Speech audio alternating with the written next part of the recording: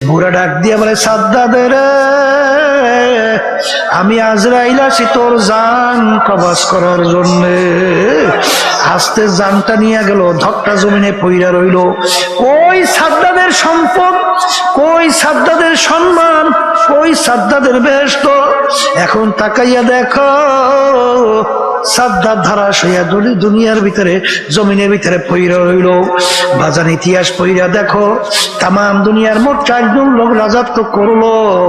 এর ভিতরে 2 জন মুসলমান, 2 জন অন্য জাতি। এর ভিতরে বাদশা ইস্কান্দার বাদশা যাকে বলা হয়, ইন্তেকালের আগে ওসিয়ত করছিল, আমার মৌতের পরে গোসল করাইয়া কাপড় পরাইয়া হাত বাহিরে রেখে খাটের ভিতরে উঠাইয়া শহর ঘুরাইয়া দাপন করিও। তিনি বললেন, কেন? যে তাম দুনিয়ার মানুষ দেখবে, তাম দুনিয়ার বাদশাহী করলাম, কিন্তু আমি যখন কবরে রওনা করলাম একেবারে 2টা খালি হাত নিয়ে কবরে রওনা করলাম, আর কিছুই নিতে পারলাম না। এ বড় লোক আমার বাবারা, কার জন্য জীবন শেষ করতেছো? কোন দলের জন্য, কোন নেতা নেত্রীর জন্য? একটু মাঝে মাঝে চক্ষু বন্ধ করো, মুরাকাবা করো। তুমি ভালো করে যাই না রাখো, নামাজ পড়তে পড়তে তোমার কপালে দাগ পড়তে পারে। তুমি তাসবিহ নিয়ে 24 ঘন্টা আমার মালিকের জিকির করতে পারো, হজ 10 বার করতে পারো, কিন্তু তুমি ভালো করে যাই না রাখো, তোমার মোহাব্বত যদি আল্লাহর জন্য না হয়, মোহাব্বত ছাড়াও যদি আল্লাহর জন্য না হয়, তোমার জায়গা ওই কিয়ামতের ময়দানে আল্লাহর আরশে হবে না। তাহলে কিন্তু আল্লাহ রাসূল সাল্লাল্লাহু আলাইহি ওয়াসাল্লাম হাদিস মিথ্যা হইয়া যায়। জোরে বলে নাউজুবিল্লাহ। আমি আমার ভাইদেরকে বলবো, পর্দানে মা বোনদেরকে বলবো, এক শ্রেণী আমার বাজানরা মনে করে নামাজ পড়ি যথেষ্ট, নাজাত পাইয়া জান্নাতের উঁচু মাকাম একেবারে ফেরদাউস। আছে না? নাই? এই একটা গল্প শোনেন নাই?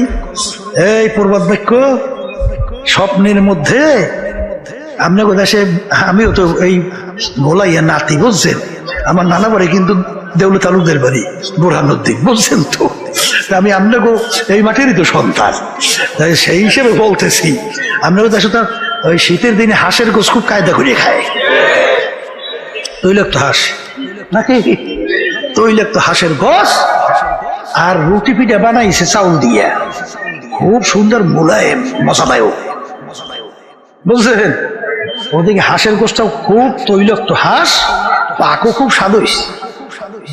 এখন ঘুমে স্বপ্নের মধ্যে মজামাই দিয়ে হাঁসের গোশ আর রুটির পিঠা খায়। এর মধ্যে খায়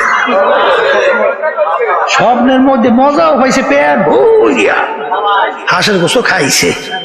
খাইলো, এ তো খুব আনন্দ। এই হাঁসের গোশ আর রুটির পিঠা, এই স্বপ্নের পেট ভরছে? পেট ভরছে? বরঞ্চ পাশে যে খেতা ছিলেন তো, চাবাইয়া ফাতা ফাতা, জোরে আসবেন না জানি, ওই হাঁসের গোশ রুটি চাবাই, কেউ দিলে খাতা চাবায়, জোরে বুঝছেন কথা? তাহলে ওই স্বপ্নের হাঁসের গোশ রুটি পিঠায় কোনোদিন পেট ভরে না। যারা নাকি অমা খলাকতুল জিন্না ওয়াল ইনসা ইল্লা লিয়াবুদুন, মালিক তোমাকে আমাকে বানাইছে তার হুকুম অনুযায়ী চলা। এই আল্লাহর বান্দারা, পর্দা আলেম মা বোনেরা, আমরা নামাজ পড়ি, আমরা রোজা রাখি, মালিকের হুকুম পালন করি, আমাদের নামাজ দিয়ে আমার মালিকের কিন্তু কিছু আসে যায় না। এই তোমার আমার নামাজ দিয়ে আল্লাহ করবে কি?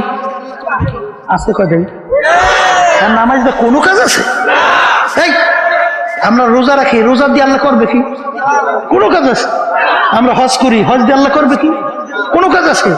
আমরা কোরবানি পশু জবাই করি, এর রক্ত গোশত আল্লাহ নেয় কি? নেয় কি? দেখে কি পায়? তোমার আমার ভিতরে অবস্থান, কথা ঠিক কিনা? হুজুর নামাজ পরীক্ষা, আর আমার মালিক পরীক্ষার জন্য দুনিয়াতে পাঠাইছে মেয়া। এখানে মেয়া করে তোমার সমস্যা, যে ও আল্লাহর বান্দারা ভাই, বুঝছেন? মালিক আমাদেরকে পাঠাইছে কিসের জন্য? কথা হয় না? পরীক্ষার জন্য। আমার মালিক বলছেন, লিয়াবলুয়াকুম আইয়ুকুম আহসানু আমালা, আমি পরীক্ষার জন্য পাঠাইছি, আমার হুকুম অনুযায়ী কেটা করো আর কেটা করো না। এই জন্য আমি স্বাধীনতা দান করছি। পরীক্ষার ফলে ছাত্রছাত্রী পরীক্ষা দেয় 3 ঘন্টার জন্য, ওখানে কোনো বাধা নিষেধ আছে? যা মনে করে তা লেখে, বাধা দেওয়ার কোনো আইন আছে? তাহলে পরীক্ষার হলে স্বাধীনতা দিয়া আমার মালিক বলতেছে এইটা কর, এইটা করিস না, আমি দেখবো আমার কথা মানো কিনা। কথা বলছে? যারা মানবে আমার মালিক তাদের জন্য বেশারা সুসংবাদ, তোদের জন্য আমি মেহমান খানা বানাইয়া সাজাই আমি অপেক্ষা করতে আছি। এই কথা ঠিক না? ঠিক। আর যদি আমার কথা অনুযায়ী না চলো তাহলে জেলখানাও বানাইছি। ওই জেলখানার মধ্যে এক এক অপরাধের জন্য বিচারকের সামনে যখন আসামি বলে স্যার অন্যায় করছি একটা, মাফ করিয়ে দেন, আর করবো না, ওয়াদা করতেছি। জজ সাহেব মাফ করে না? করে। বলে ওরে আসামি, মাপের কোনো আইন নাই, অন্যায় একটা করছো, একটা শাস্তিই দেব, 2টা দেব না। কথা ঠিক? তাহলে 1 ওয়াক্ত নামাজ পড়বেন বলতে বলতে অন্য ওয়াক্ত আসছে। কেউ যদি ইচ্ছা করে 1 ওয়াক্তের নামাজ নিয়ে অন্য ওয়াক্তে কাজা কইরা পড়েন, এই অপরাধের জন্য 2,88,00,000 বছর জাহান্নামের আগুনে জ্বলা লাগবে। একটা রোজা যদি কেউ ইচ্ছা করে ছাইরা দেন রমজান মাসে, কম পক্ষে 70,000 বছর জাহান্নামের ওই জেলখানা আগুনে জ্বলা লাগবে। কেউ যদি ইচ্ছা করে একটা মিথ্যা কথা বলেন, একটা কবিরা গুনাহ হবে, আর একটা কবিরা গুনার জন্য কমপক্ষে 7,000 বছর জাহান্নামের আগুনের ভিতরে জ্বলতে হবে। কেউ যদি যেই মহিলাদের সঙ্গে দেখা দেওয়া জায়েজ নাই, সেই মহিলাদের সঙ্গে যদি ইচ্ছা করে দেখা দেন, একটা কবিরা গুনাহ হবে, আর একটা কবিরা গুনার জন্য কমপক্ষে 7,000 বছর জাহান্নামের আগুনে জ্বলতে হবে।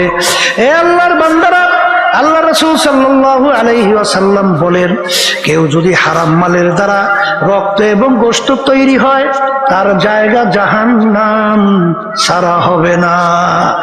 আমিনু কামা আমানান নাস, তোমরা ঈমান আনো সাহাবায়ে কেরাম যেভাবে ঈমান আনছিল।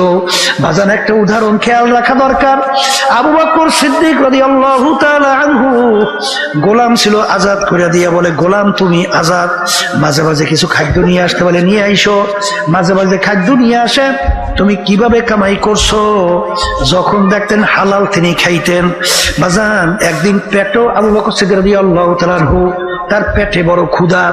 গোলাম খাদ্য নিয়ে আসছে, জিজ্ঞাসা না কইরে খাদ্য খাইয়া ফেললো। গোলাম ডাক দিয়ে বলে, হযরত আপনি না জিজ্ঞাসা করে কেন খাদ্য খাইলেন? তখন বলেন, বাবা তুমি তো অন্যান্য সময় হালাল উপায়ে তুমি আনো, আজকেও চিন্তা করছি হালাল উপায়ে আনছো, পেটেও বড় ক্ষুধা, জিজ্ঞাসা না করে খাইয়া ফেলছি, এখন বলো কিভাবে তুমি কামাই করছো?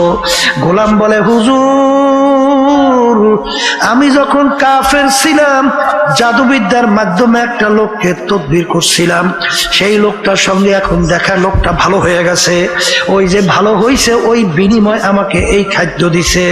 তখন আবু বকর সিদ্দিক রাদিয়াল্লাহু তাআলা আনহু বলেন, আল্লাহু আকবার, আল্লাহু আকবার। বাজান জাদুবিদ্যার মাধ্যমে তদবির করা কামাই সম্পূর্ণ হারাম, তুমি তো আমাকে হারাম খাওয়াইছো। এই কথা বলে তিনি গলার ভিতরে আঙ্গুল দেওয়া শুরু করলো। লোকেরা বলে, হযরত আপনি তো না যাই না খাইছেন, আল্লাহ তো মাফ কইরা দেবে। আর বর্তমানে যদি আমাদের যুগ হইতো, কত ফতুয়া বের হইতো, তার কোনো শেষ নাই। কথা ঠিক না? ঠিক। এই আর সে বলতেছে হারাম খাদ্য আমার পেটের ভিতরে আমি হজম হইতে দেবো না। হযরত তাইলে পেট ভইরা পানি খান, পানি খেলে গলার ভিতরে আঙ্গুল দেওয়ার সঙ্গে সঙ্গে খাদ্য বের হয়ে আসবে। তিনি পেট ভইরা পানি খেইলো, গলার ভিতরে আঙ্গুল দিল, বমি হলো, তারপর হারাম ওই খাদ্য ভিতর থেকে বের হয়ে আসলো। তিনি বলেন, আলহামদুলিল্লাহ, হে আমার মালিক, দয়া মায়া করে হারাম খাদ্য আমার থেকে বের করছেন। এই ছিল তাদের ঈমান, এই ছিল ঈমান। আর বর্তমানে একদল বের হইছে, এই ক্ষমতা পাইয়া ক্ষমতা সম্পূর্ণ দলের সঙ্গে জড়াইয়া টেন্ডারবাজি, সাদাবাজি, জুলুমবাজি, মিথ্যাবাজি, ধোঁকাবাজি, এই দেখে সম্পদ তো গুছায়। শুধু তাই না, এই কানাডা সহ বিভিন্ন দেশে বেগম পাড়া পর্যন্ত তৈরি করে। ওদিকে যখন বয়স হয়, তখন যায় কই, কোলে বইলেন নেতায় হজ করতে যায় কই, হজ করতে যায়। হজ দিয়ে আইসে এখন নেতা রাতে কোনে তসবি যায় না, তসবি করতে আছে, বানছে বেরু একটা লাগাইছে, লম্বা জামা গাই দিয়া, এখন তো একের হাজি সাহেব। তুমি ভালো করে যাই না রাখো, যতক্ষণ পর্যন্ত যেই পরিমাণ সম্পদ তুমি ধোকাবাজি কইরা, টাউলটামি পাল্টামি কইরা, টেন্ডারবাজি চাঁদাবাজি কইরা যেই সম্পদ তুমি ভক্ষণ করছো, ব্যবহার করছো, তুমি সম্পদ গুছাইছো, ওই পরিমাণ সম্পদ তুমি যতক্ষণ পর্যন্ত, অর্থাৎ যদি সরকারি ফান্ডের নিয়ে থাকো, সরকারি ফান্ড কোন ব্যক্তির থেকে যদি নিয়ে থাকো, ব্যক্তিকে ফেরত না দেওয়া পর্যন্ত 10 বার না, তুমি যদি 50 বার হজ করো, জাহান্নাম ছাড়া তোমার জায়গা হবে না। হাদিসের ভিতরে আছে ইল্লা বিল হক্কুল ইবাদ, ইল্লা বিল হক্কুল ইবাদ, ইল্লা বিল হক্কুল ইবাদ। এই যে আমার বাজানদেরকে বলো তাদের ঈমান কেমন ছিল। ওমর ফারুক রাদিয়াল্লাহু তাআলার নাম শুনছেন না? নীল নদীর নাম শুনছেন? নীল নদী,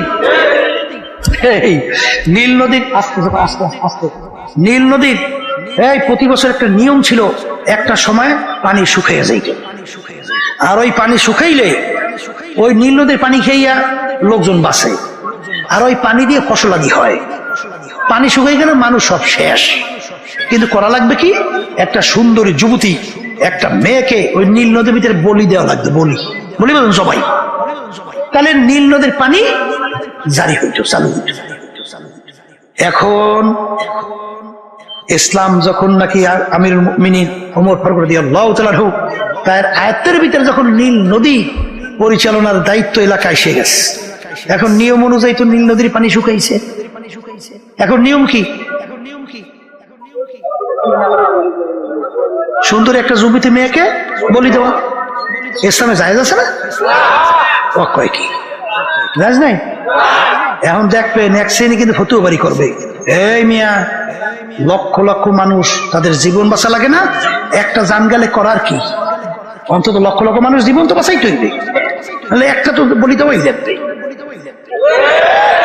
বর্তমানে একদল বাইরেছে না, এই মিয়া বেপরদা মহিলা তো গুলো একসঙ্গে টেবিলে বইয়ে চা খায়, নাস্তা করে, মিটিং করে, আসতে করে ফতুয়া দিয়ে করে না, না ফতুয়া ছাড়া আসতে কয় দেয়, ধরে ফতুয়া বাইরেছে না, তখন কইবে কি মন্দের ভালো,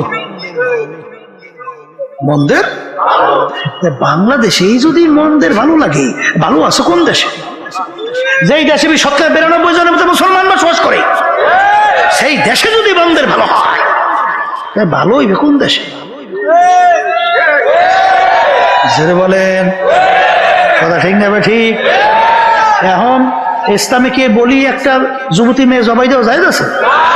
এখন এলাকার গভর্নর পানি শুকাইছে নদীর, যুবতী মেয়ে জবাই না দিলে পানি আসবে না, এখন করা কি?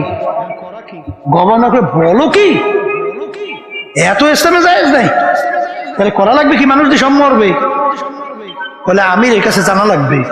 আমিরুল মুমিনিন ওমর ফারুক রাদিয়াল্লাহু তাআলা তার কাছে সংবাদ পৌঁছল, আমির ঘটনা তো এই। আমির বলে বলো কি, একটা সুন্দরী মেয়ে জবাই দেবে, তার ভিতরে পানি আসবে, কথার কথা, তাহলে আমার আল্লাহর ক্ষমতা কোথায়? আমার মালিকের ক্ষমতা কোথায়? আমিরুল মুমিনিন ওমর ফারুক রাদিয়াল্লাহু তাআলা আনহু ওই নীল নদীর কাছে চিঠি লেখে। কি লেখে? আল্লাহ মাফ করুক, আমাকে যুগে হইলে কইতো কি হুনছে হুজুর বলে পাগল হয়ে যেত, আসছে পাগল। নদীর কাছে চিঠি লেখে, হ্যাঁ পাগলামি না? ভালো পাগলামি না? নদীর কাছে চিঠি লেখে, নীল নদী, তুমি যদি আল্লাহর হুকুমে জারি হও, তুমি জারি হইয়া যাও, আর যদি আল্লাহর হুকুমে জারি না হও, তোমার পানি আমাদের লাগবে না। Direct action.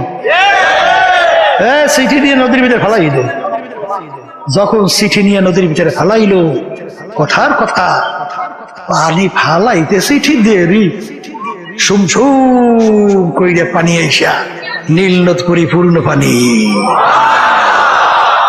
ওই যে নীল নদী বর্ষে আসুদ আর শুকায় নাই। এর নাম হইল ঈমান। কথা বুঝেন? ওয়ালা নাবলুওয়ান্নাকুম, আমার মালিক বলেন অবশ্যই অবশ্যই তোমাদেরকে পরীক্ষা করবই করব। পরীক্ষা পাস না কই বেশ যাওয়ার কেউ আশা করিয়েন না। কথা ঠিক না? ঠিক। এই জন্য ভাইদেরকে বলো, পর্দা আলে মা বোনদেরকে বলবো, কি পারিবারিক ব্যাপারে মালিকের হুকুম পালন করা লাগবে, এই সাধ্য অনুযায়ী চেষ্টা করা লাগবে। আল্লাহ আমাকে আমাদের সবাইকে তৌফিক দান করুন। এই আল্লাহর বান্দা, ব্যবসা ক্ষেত্রে মালিকের হুকুম নেই? আমার মালিক কি বলছেন? আহাল্লাল্লাহুল বাইআ ওয়া হারামার রিবা, তোমাদের জন্য আমি ব্যবসাকে হালাল ঘোষণা করলাম, সুদ তোমাদের জন্য আমি হারাম ঘোষণা করলাম। আল্লাহ মাফ করুক, বর্তমানে অনেক নামাজি, অনেক মুসল্লি, অনেক হাজি দেখা যায় সম্পদ বাড়াবার জন্য, ব্যবসাকে বাড়াবার জন্য সুদের সঙ্গে ব্যবসা মিশ্রণ কইরা চালায়। নাউজুবিল্লাহ জোরে কম। যার ভিতরে একটু ঈমান আছে, যে পরকাল বিশ্বাস করে, যে আল্লাহকে বিশ্বাস করে, সুদের 70টার মতো গুনাহ, এর ভিতরে 70 গুনাহ নাউজুবিল্লাহ ঘৃণা জমাবার জন্য, মায়ের সাথে অপকর্মের চেয়েও ঘৃণিত গুনাহ হলো 70 গুনাহ। এত বড় ভয়াবহ গুনাহ সুদের। এই হারামে আরাম আছে? আপনাদের এলাকায় সুদ তো থাকারই কথা, আমাদের এলাকায়ও আছে। যেই করে সুদের সাথে জড়িত, আমি পরীক্ষা করে দেখছি 100টার মধ্যে 100টা অশান্তি, একেবারে অশান্তি আর অশান্তি, শান্তি বলতে নাই। জোরে বলেন কথা ঠিক কিনা? আর মেয়ে অন্তরে শান্তি হলো বড় শান্তি। কথা ঠিক না? আর ব্যবসাকে আল্লাহ হালাল ঘোষণা করছেন। এই যে সদিকিন ব্যবসায়ী হবে, সৎ ব্যবসায়ী হবে, আল্লাহ রাব্বুল আলামিন তাকে নবীদের সঙ্গে হাসর করাইবেন, সিদ্দিকিনদের সঙ্গে হাসর করাইবেন। কি ঠিক না? তাহলে ব্যবসা ক্ষেত্রে আল্লাহর হুকুম আছে না? রাজনৈতিক ক্ষেত্রে আমার মালিকের হুকুম আছে না নাই? অনেকে কিন্তু এই ভুলটা এখনো যায় না। আবার সব ওলামায়ে কেরাম আমরা ঠিক মতো আলোচনা আল্লাহ জানে করতে পারি কিনা তাও কইতে পারি না।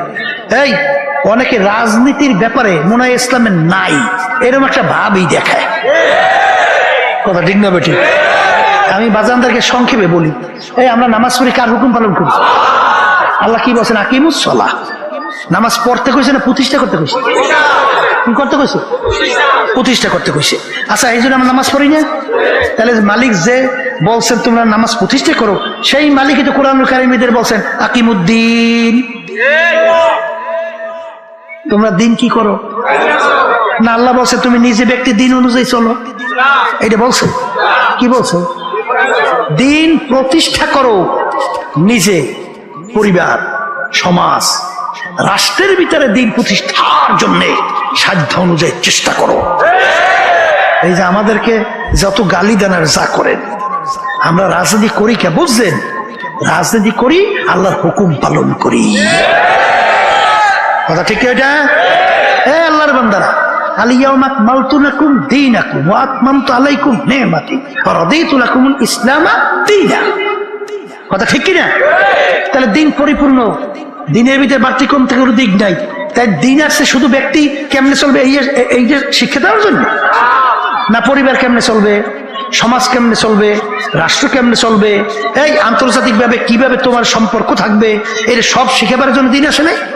হ্যাঁ, ওই এক এই খ্রিস্টান না জানি বিজাতি এক মুসলমানকে প্রশ্ন করলো, তোমাদের নবী একেবারে নিম্নমানের, একেবারে নিচু শ্রেণীর নবী।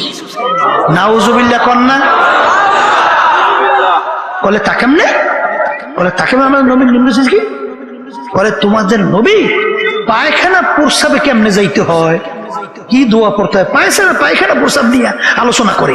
তাহলে পায়খানা প্রস্রাবের কি একটা নিম্নমানের জিনিস না? এইটা নিয়ে যে আলোচনা করে, তাহলে সে নিম্নমানের লোক। নাউজুবিল্লাহ। তখন মুসলমান বলতেছে কপাল পোড়া, আমার নবী যে বিশ্ব নবী, তার বাস্তব হলো এইটা। বলে তা কি?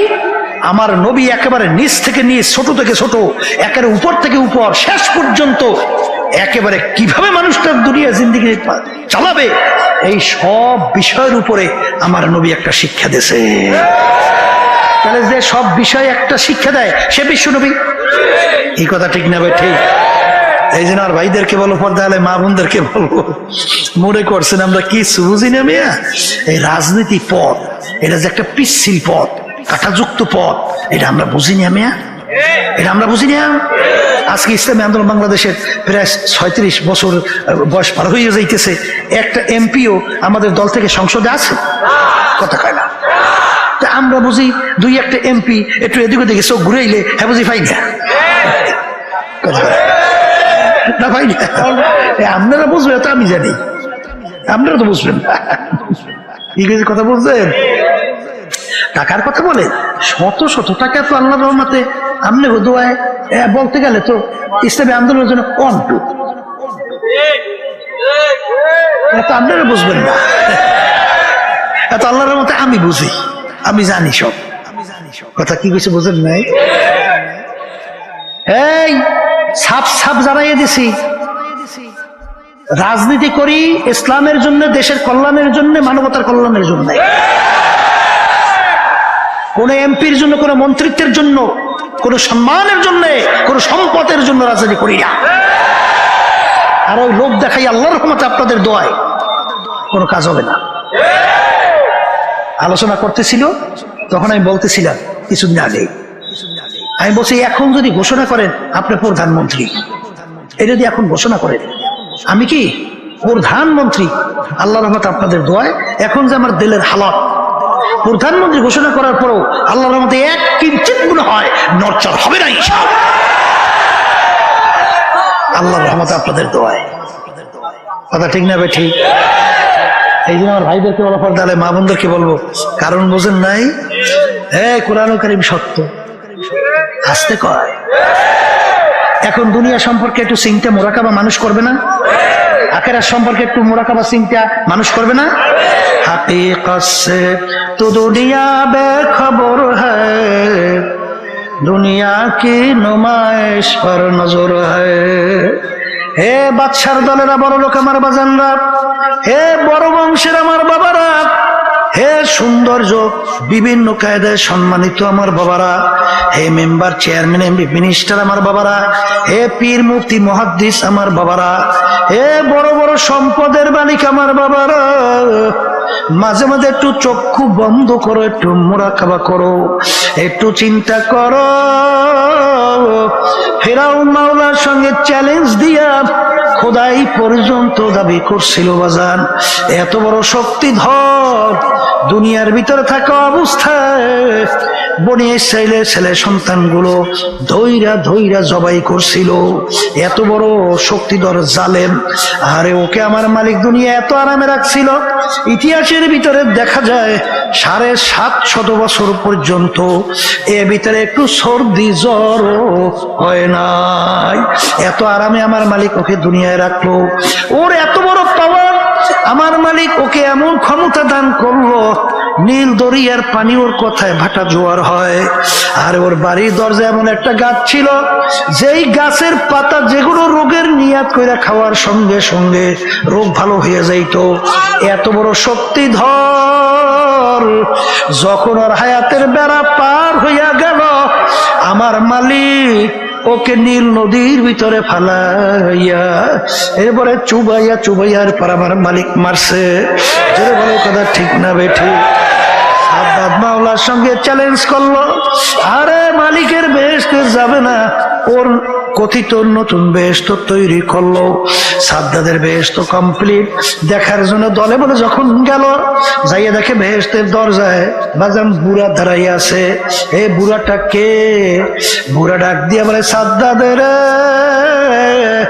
আমি আজরাইল আছি তোর জান কবজ করার জন্য। আস্তে জানটা নিয়ে গেল, ধক্কা জমিনে পইরা রইল। কই সাদ্দাতের সম্পদ, কই সাদ্দাতের সম্মান, কই সাদ্দাতের বেহেশত? এখন তাকাইয়া দেখো সাদ্দার ধারাস হইয়া দুনিয়ার ভিতরে জমিনের ভিতরে পইরা রইল। বাজান ইতিহাস পইরা দেখো, তাম দুনিয়ার মোট 4 জন লোক রাজত্ব করলো। এর ভিতরে 2 জন মুসলমান, 2 জন অন্য জাতি। এর ভিতরে বাদশাহ ইস্কান্দার বাদশাহ যাকে বলা হয়, ইন্তেকালের আগে ওসিয়ত করছিল, আমার মৌতের পরে গোসল করাইয়া কাপড় পরাইয়া হাত বাহিরে রেখে খাটের ভিতরে উঠাইয়া শহর ঘুরাইয়া দাপন করিও। তিনি বললেন, কেন? যে তাম দুনিয়ার মানুষ দেখবে, তাম দুনিয়ার বাদশাহী করলাম, কিন্তু আমি যখন কবরে রওনা করলাম একেবারে 2টা খালি হাত নিয়ে কবরে রওনা করলাম, আর কিছুই নিতে পারলাম না। এ বড়লোক আমার বাবারা, কার জন্য জীবন শেষ করতেছো? কোন দলের জন্য, কোন নেতা নেত্রীর জন্য? একটু মাঝে মাঝে চক্ষু বন্ধ করো, মুরাকাবা করো। বাজান আমি ফরিদপুর গেছিলাম, একজন আমাকে বলতেছিল, হুজুর এই ফরিদপুরের এলাকায় বড় ধনী মানুষ, সে যখন মারা গেল যত অন্ধকার হইয়া আসতেছে, ঘরের ভিতর থেকে ডাক দিয়া বলে তাকে রাত্রে ঘরে রাখা যাবে না, ছোট ছোট বাচ্চারা মরা লাশ দেখলে ভয় পাইবে। মসজিদের ভিতর থেকে খাট বের কইরা তাকে খাটের ভিতরে উঠাইয়া সারা রাত নিয়ে মসজিদের বারান্দায় ফালাইয়া রাখলো। তার কষ্টের কামাই করা টাকার বাড়ি তাকে জায়গা দেয়। এ বড়লোক আমার বাবারা, আর দুনিয়া দারুল মেহনে ওয়াল বালা, দুনিয়া বালা মুসিবতের জায়গা, কষ্ট ক্লেশের জায়গা। বাজান এই গরম, এই ঠান্ডা, এই ছেলে কথা শুনে না, মেয়ে কথা মানে না। বাজান রোগ ব্যাধির কোনো শেষ নাই, বাজানের আরে শত্রু মৃত্যুর কোনো শেষ নাই। এরকম করতে করতে করতে করতে হরদার একদিন তোমার বাড়ির পাশের মসজিদের মাইকে ঘোষণা হইতে থাকবে, বাড়িওয়ালা নাই রে বাড়ি, নাই রে দুনিয়াতে। হে বড়লোক আমার বাবারা, হে পর্দার আড়ালের মা বোনেরা, দুনিয়ার ভিতরে কোন দুনিয়ার পিছনে পড়ছো? হাকিকত সে তো দুনিয়া বে খবর হ্যায়, দুনিয়া কি নুমাইশ পর নজর। কিছুদিন আগে দেখছিলা এক বড় ধনী ব্যাংকার মারা যাওয়ার পরে 2 ছেলে তার দাফন কাপড়ের ব্যবস্থা না কইরা তার লাশ নিয়ে গাড়ির গ্যারেজের ভিতরে ফালাইয়া রাখলো। বাজান 2 ছেলে বাপের রাইখে যাওয়া সম্পদ নিয়ে মারামারি করে, কাটাকাটি করে, ঝগড়া করে, কার চেয়ে কে বেশি সম্পদ নেবে। ওদিকে বাপের লাশ ফুইলা পয়সা যায়, দাপন কাপনের কোনো খবর নাই। এলাকার লোকজন চাঁদা ধইরা তারপর তার দাপন কাপনের ব্যবস্থা করলো। এ কপাল পোড়া, কার জন্য এই সম্পদ রাইখা যাও? সন্তান যদি দিনদার আল্লাহওয়ালা না হয়, সন্তান তোর জন্য তোর কবরের পাশে যাইয়া 2 হাত তুইলা 2 চোখের পানি ছাইরা আমার মালিকের দরবারে রব্বির হামহুমা কামা রব্বায়ানি সগীরা, তাও বুঝি তোর কপালে জুটবে না রে কপাল পোড়া। এ কবরের যাত্রীরা, দুনিয়ার ভিতরে এমন কোন জাতি নাই যেই জাতি পরকাল বিশ্বাস করে না। হিন্দুরাও করে, খ্রিস্টানরাও করে, অন্যান্য বিজাতিটাও করে, কিন্তু মুসলমান আমরাও করি। কিন্তু বাজান আজ পর্যন্ত মুসলমান জাতি ছাড়া অন্য কোন জাতি দুনিয়ার মধ্যে বুক ফুলাইয়া গলা টান কইরা কেউ কিন্তু দুনিয়ায় টেকতে পারে নাই। আমরা মুসলমান জাতি গলা ফুলাইয়া বুক টান কইরা আজকে দুনিয়ার ভিতরে চ্যালেঞ্জের মাধ্যমে বাইচা আছে।